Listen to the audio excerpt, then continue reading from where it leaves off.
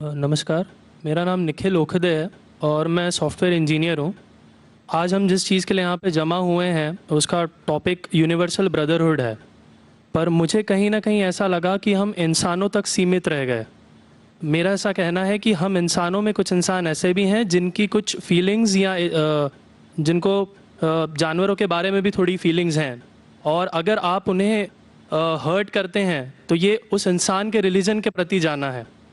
तो मेरा ये मानना है कि भगवान कुछ नहीं है, सिर्फ एक यूनिवर्सल ब्रदरहुड का माध्यम है ताकि एक भगवान को हम पूजें या इबादत करें और इसके थ्रू हम यूनाइट हो जाएं।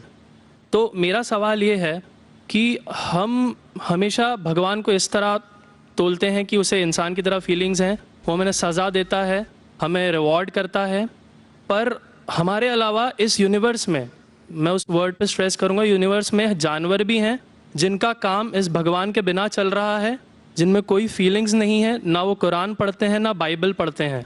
वो भी जीवित हैं, हम भी जीवित हैं।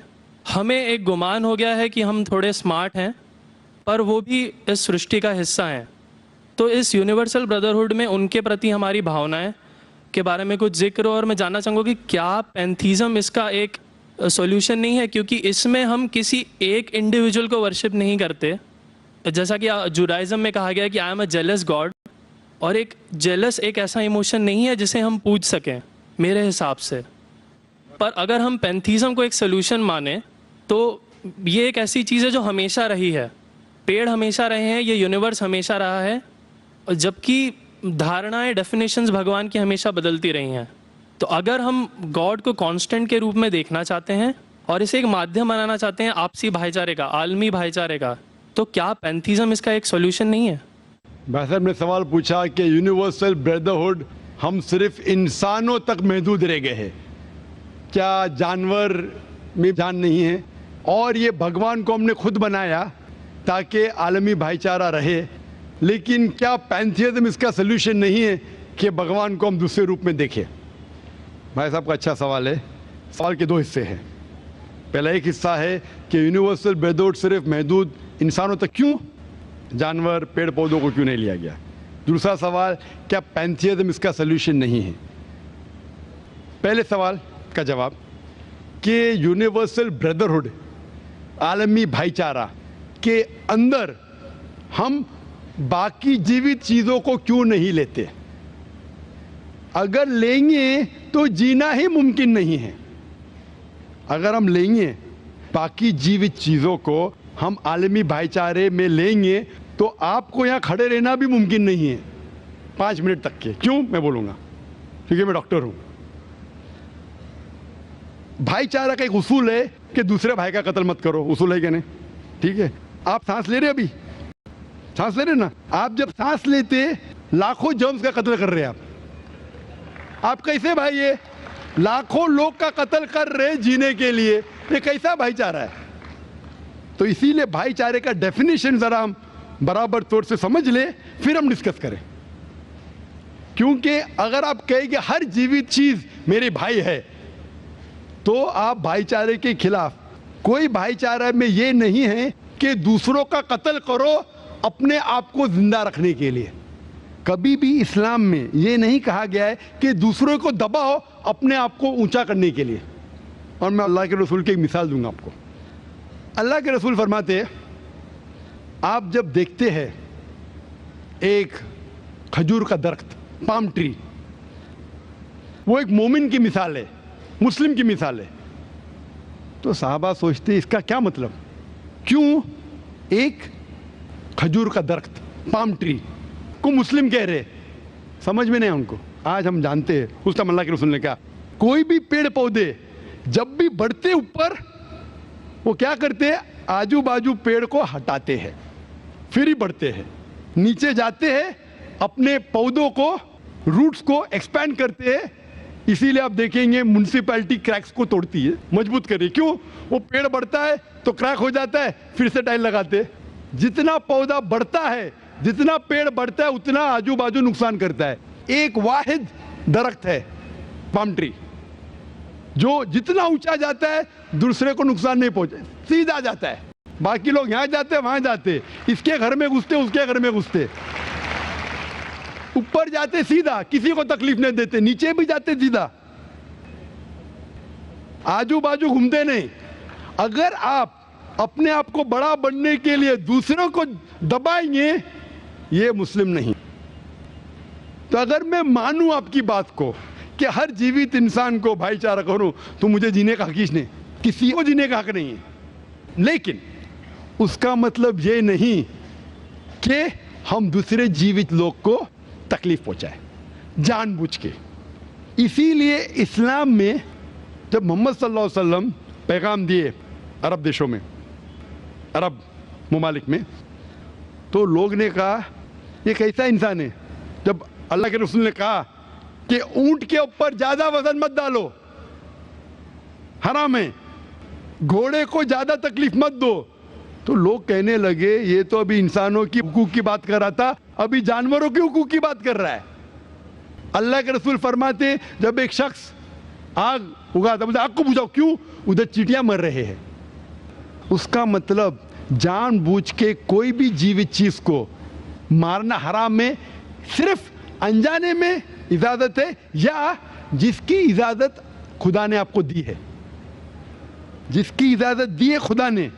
مثال کے طور پہ منوسمرتی میں چیپٹر نمبر 5 شلوکا نمبر 31 میں لکھا ہے کہ خدا نے کچھ جانوروں کو بنائے کھانے کے لیے اور کس کو خوراک بننے کے لیے. Some to be eaten, some to eat. اگر وہ کھانے والا جانور دوسرے جانور کو کھاتا ہے جس کو خوراک کے لیے بنایا ہے, تو کوئی گناہ نہیں ہے. منوسمرتی چیپٹر نمبر 5 شلوک نمبر 30 میں اگر آپ اس جانور کا قتل کرتے جو کھانے کے لیے بنایا گیا تو آپ گناہ نہیں کر رہے. منوسمرتی چیپٹر نمبر 5 شلوکا نمبر 39 میں سیکریفائسل اینیمل, جو اینیمل قربانی کے لیے بنائے گئے اس کی قربانی دینا گناہ نہیں ہے. میں کیوں ہندو دھرم سے کہہ رہا ہوں, مسلم سے بھی کہہ سکتا ہوں, بہت سے حوالے. اس کا مطلب ہمیں کسی کو تکلیف نہیں دینا چاہیے. لیکن اگر انجانے میں چلتے چلتے چیٹی مر گئی تو آپ باہر چلے نہیں سکیں گے, آپ سانس لیں گے جرم, تو اللہ تعالیٰ نے جرم کو پیدا کیا ہے مرنے کے لیے عام طور پہ, تو آپ گنہگار نہیں. معلوم کچھ جین لوگ ماسک پہنتے تو بھی مرتے, پانی کو ابالتے, ابالنے سے مار رہے, ابالنے پانی پی کے فائدہ کیا؟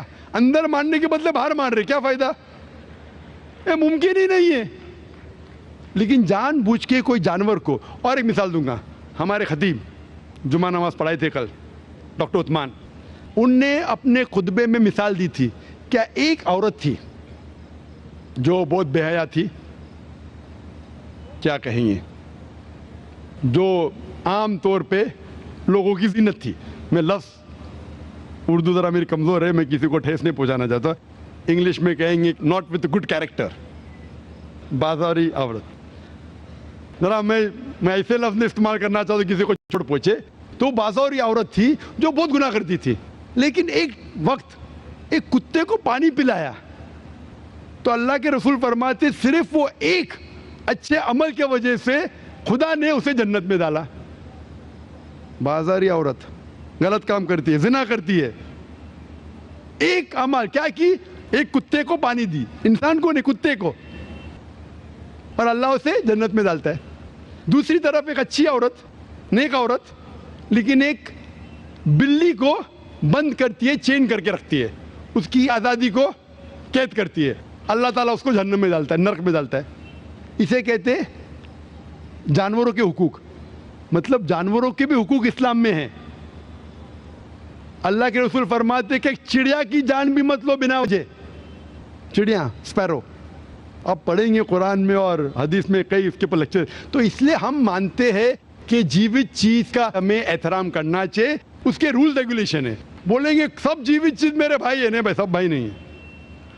ابھی کچھ لوگ اتنا کرتے, کتے کے پیچھے ہر مہینے لاکھ روپیہ خرچہ کرتے.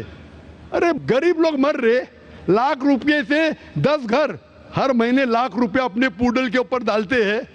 لاکھ روپے سے کم از کم 10 گھر تو چلیں گے نا مہینے, 20 گھر چلیں گے بمبئی میں, ہاں کہ نہیں؟ وہ 20 گھر کو سنبھالو نا, ایک پوڈل کو سنبھال رہے. یہ کدھر کا اسلام ہے؟ ٹھیک ہے جانور کی قدر کرو, اتنا قدر مت کرو کہ اس کے ہاتھ میں چین ڈالو سونے کی, یہ کرو, یہ کھانا لے کے آؤ, کھانا لے کے آتے لاکھ روپے کا, آپ سمجھ رہے نا. تو اتنا مت اسراف کرو. اسلام کے اندر سکھایا گیا ہے کہ بھائی چارہ جو میں نے ذکر کیا, بٹ جانوروں کو بھی دیکھو اور اس کے ساتھ اچھا برتاؤ کرو, بنا وجہ کسی جانور کا قتل مت کرو. یہ آپ کا سوال تھا. آپ کا دوسرا سوال اس کے اندر جواب ہو گیا. آپ کہتے ہیں کہ پینتھیزم, سب کو خدا ماننا اس کا جواب ہے.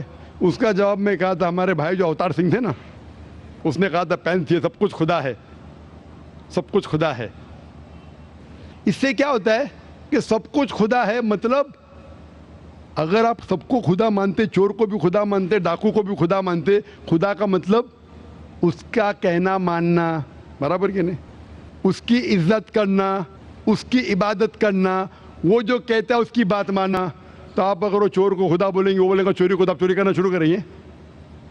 وہ بلاತ್ಕಾರ کرنے والا کہیں گے آپ سے, آپ اس کو خدا بولیں گے, چل بھائی بلاತ್ಕಾರ کر, آپ کریں گے. تو اسی طرح یہ ان لاجیکل ہے.